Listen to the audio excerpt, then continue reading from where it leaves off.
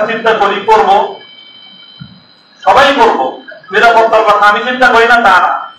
আমিও যদি আগে থেকে বুঝতে পারতাম যে আমাকে এরকম ভাবে তারা চাপে ফেলবে, হয়তো আমি আরো ভয় পেতাম। আমি যে ভয় পাইনি তা না, আমি যে 3 বছরের এই কষ্টের যে আমি একদম খুব সাহসের সাথে মোকাবেলা করেছি সেই কথা আমি বলবো না, সে কথা বলার অবকাশ নেই। তবে একটা কথা এটা মনে রাখবেন যে এই বাড়তি প্রেশারের কারণ হলো আমাদের মধ্যকার ওই যে 3 জন বসে পড়ছে রাস্তায়, এই জন্য বাকি যে 3 জন দাঁড়ায় আছে ওই 3 জনের উপর তাদের 3 জনের খরচ পড়ছে, যেই 3 জন বসে পড়ছে ওই 3 জনের খরচ পড়ছে, বাকি সবগুলোর খরচ পড়ছে, ওরা সব বসে পড়ছে, তুই দাঁড়াবি চেষ্টা। এটা হলো সমস্যা। যারা অন্তত আগামী দিনে যে কোনো ভাবে জাতীয় নেতৃত্বের সামনের সারিতে আসবেন, যেভাবেই আসেন, নেতৃত্বের সারিতে আসার অর্থ এটা নয় যে আপনি হেফাজতে ইসলামের আমির হইতে হবে, মহাসচিব হইতে হবে, তা না, অথবা আপনাকে কোন সংগঠনের আমির মহাসচিব হইতে হবে, তাও না। যারা যেভাবে নেতৃত্বের সামনের আসনে চলে আসবেন, বিভিন্ন বিভাগীয় পর্যায়ে, জাতীয় পর্যায়ে, আপনাদের কি ঘটনা মনে রাখতে হবে যে আপনার দুর্বলতা শুধু আপনাকে নিরাপদ করে তা নয়, এবং আপনার দুর্বলতা আরো 3 জনের জন্য বাড়তি ঝুঁকি তৈরি করে। কথাগুলো ওলামায়ে কেরাম আমি বলতেছি এখানে সবাই গভীরভাবে অনুভব করবো ইনশাআল্লাহ। আল্লাহ পাক রব্বুল আলামিন আমাদেরকে হিম্মত দান করেন, তৌফিক দান করেন। এবং কথাটা শুনে চূড়ান্ত 3 বছর চলে গেছে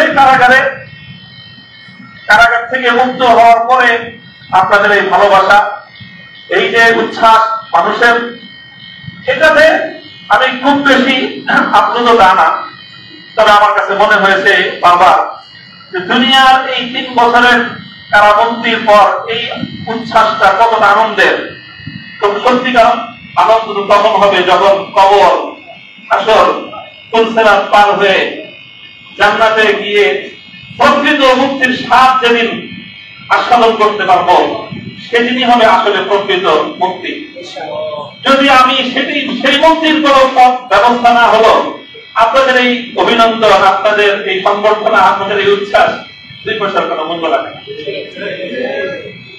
সকলেই যেন আমরা সেই চূড়ান্ত মুক্তির পথে সামনের দিকে অগ্রসর হতে পারি, এবং যারা সত্যের পথে চলে তাদের হাতকে শক্তিশালী করার জন্য, তাদেরকে সাহস যোগানোর জন্য, তাদের উপর ঝুঁকি তৈরি হলে সেই সময় নিজে যেন বাড়তি ঝুঁকির কারণ না হন, বরং সেই সময় তাদের সহযোগিতা করার জন্য পাশে দাঁড়ানো উচিত।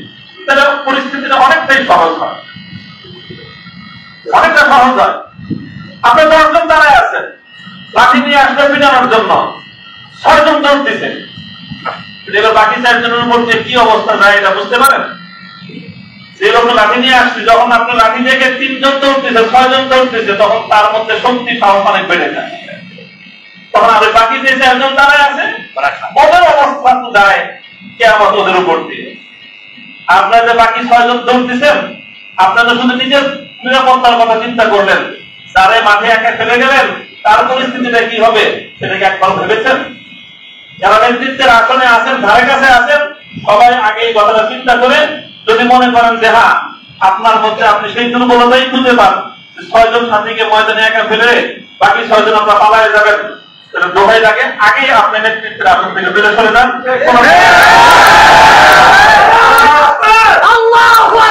কোথাও অনেক দিনের খেদমতের অনেক রাস্তা আছে। আপনি ইসলাহ নফসের জন্য খানকা করেন, আমরা ইনশাআল্লাহ আপনাদেরকে বায়াত করি। আপনি আরো অনেকগুলো খেদমতের ময়দান আছে।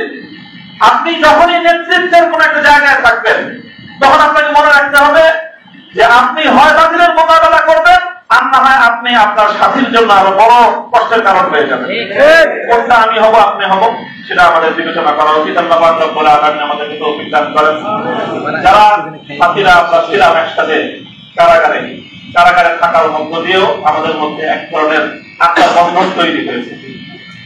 আমরা আশা করি, আমি ব্যক্তিগতভাবে বিশ্বাস করি যে আমাদের এই বন্ধনটা আগামী দিনে ইনশাআল্লাহ ইসলামী নেতৃত্বের অঙ্গনে একটা সংহত মজবুত ইসলামী নেতৃত্ব উপহার দিবে সেই কাজটুকু করতে পারি। আমাদের সকলের জন্য দোয়া করবেন যেন আমাদের মধ্যে সেরকম একটা বোঝাপড়া, সেরকম বন্ধন, সেরকম আত্মত্যাগ, সেরকম অন্যের নিরাপত্তাকে নিজের নিরাপত্তার উপর প্রাধান্য দিতে পারা। আবার বলছি, অন্যের নিরাপত্তাকে নিজের নিরাপত্তার উপর যতদিন পর্যন্ত আমি প্রাধান্য দিতে না পারবো, ইসলামী নেতৃত্বে ধারে কাছে থাকার কোন সুযোগ এবং কোন বৈধতা আমার নাই। আল্লাহ পাক রব্বুল আলামিন আমাদের সকলকে নেতৃত্বের সেই গুণ এবং সেই যোগ্যতা দান করুন, এবং সেভাবেই যেন আমরা আগামী দিনে ইসলামী অঙ্গনের জন্য একটা নেতৃত্ব তৈরি করে পরিস্থিতি, আমার আগে বলেছেন, মাহফুজ হুজুর বলেছেন যে আমাদের পূর্বসূরীরা যে পর্যায়ে ব্যক্তিত্ব ছিলেন, অথচ পরিস্থিতি বর্তমানের চেয়ে আরো সহজ ছিল। আর সেই তুলনায় এখন আমাদের যে রোহানিয়াদের যে অবস্থান, আধ্যাত্মিক যে অবস্থান, আর সেই তুলনায় পরিস্থিতির যে ভয়াবহতা আমাদের জন্য পরিস্থিতি অনেক জটিল করে দিয়েছে। এই সময়ে আমরা কেউ যদি একটু দুর্বলতা প্রদর্শন করি, বাকি অন্যদের জন্য সেটা অনেক বড় বেশি কঠিন পরিস্থিতি তৈরি করে দেয়। আল্লাহ রাব্বুল আলামিন আমাদের সকলকে তৌফিক দান করুন। যারা এই প্রচন্ড গরমের মধ্যে আজকে সারাদিন, আজকে সারা রাত আমার মুক্তির জন্য এবং আমার মুক্তির পরবর্তী এই আনন্দের মধ্যে আপনারা যারা অংশগ্রহণ করেছেন, আমাকে উৎসাহিত করেছেন, আমার সহকর্মী এবং আমরা যারা কারারুদ্ধ ছিলাম একসঙ্গে, আমাদের কারা সহযোগীদের আপনারা উদ্বুদ্ধ করেছেন। আল্লাহ পাক রব্বুল আলামিন আমাদের সকলকে দান করুন। আগামী দিনের জন্য হক এবং হক্কানিয়াতের পথে থাকতে পারি, আল্লাহ সন্তুষ্টির পথে রিয়া এবং কিবির মুক্ত আমল যেন করতে পারি, তৌফিক আল্লাহ দান করুন। আল্লাহু দাওয়ানা আলহামদুলিল্লাহ।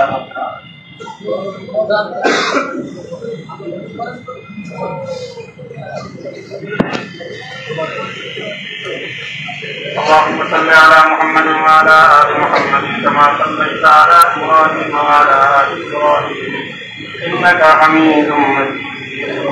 اللهم صل على محمد النبي وعلى آله وسلم تسليما. ربنا آتنا في الدنيا حسنة وفي الآخرة حسنة وقنا عذاب النار.